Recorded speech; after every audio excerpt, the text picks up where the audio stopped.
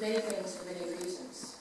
And people become councillors for a reason, people become volunteers for a reason, and people stand up and talk at public meetings for a reason. Passion. Passion is probably the thing that binds all those, and passion can be either positive or negative. Aristotle said the only way to avoid criticism is to do nothing, be nothing, and say nothing. So, coming off that, I'm putting myself up probably for some criticism. I'm passionate, along with probably about 90% of the other residents in Arapuni. We're passionate about our village. And probably on the other side of what people have been saying today, we don't want to see new subdivisions and things happening there. It's a characterful village. It's got character. We want the character of the village to be retained, maintained, and probably increased. It should be the jewel in the South Waikato crown, we feel. It's got heritage. It's coming up shortly, probably, to the centenary, and I'm just trying to dig down and get the facts on when the building started. 1913 was when the first explorer came to the region to look for where it was going to be suitable to build a dam. So we've passed that point, well past that point. So somewhere around about now, I'm picking that this is when the village building was started, because the village, as you probably all know or may, that the village was built to house the workers in the dam. So construction had already started on the dam in the probably about now 13 to 16 was when the exploration started, etc. What we would like to see is the character of the village retained. It seems to be almost as if Arapuni has become a suburb of Putaruru. We're not. We're an independent village. We love our village. We love the people of the village, and we don't want it changed too much. Nothing wrong with going forward with new ideas. But at a meeting a few years ago in the village hall, it was brought up about the village and how would we move forward, etc. And it was there was an overwhelming passion that we don't subdivide sections in the village and we don't have infill housing. That has actually happened, and we have rumours that it's about to happen again. True or not, I don't know. But we just want you to be aware that we're not happy with that. The concept plan was probably due for review in 2012. We're now 2016. I think it's time that the Arapuni concept plan was brought out of retirement, dusted off, and another meeting held in Arapuni. The demographics in the village have changed greatly in the last 5 years. With the housing crisis in Auckland, as we all know, that's tumbled down, the tumble-down effect has happened.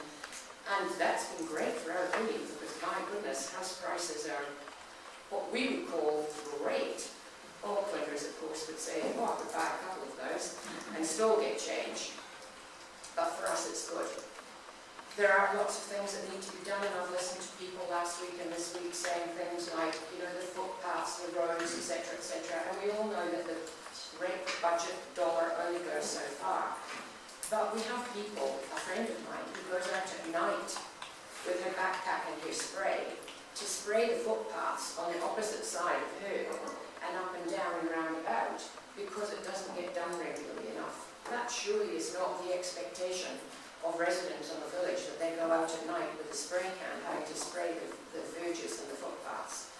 These sorts of things need to be talked about and brought up. I think you will find, if you have another meeting in the new year, and that's the reason why I really wanted to get in today, is to give you all the holiday break to think about it. Have a meeting in the new year. There will be a lot more people. You'll still get the ones who stand up there and talk about the speed and carry on, but give them the 5-minute bell.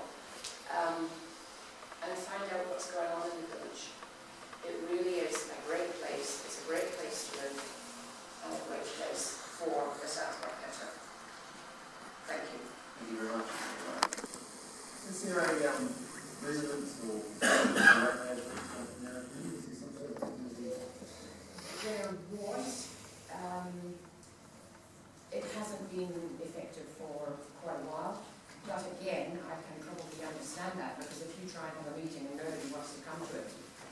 how often do you bang your head against a brick wall before just saying, well, hang on a minute, this is, I've got a headache now, and walk away? So it could have been that, 5 or 6 years ago, when there was a demographic that didn't care too much.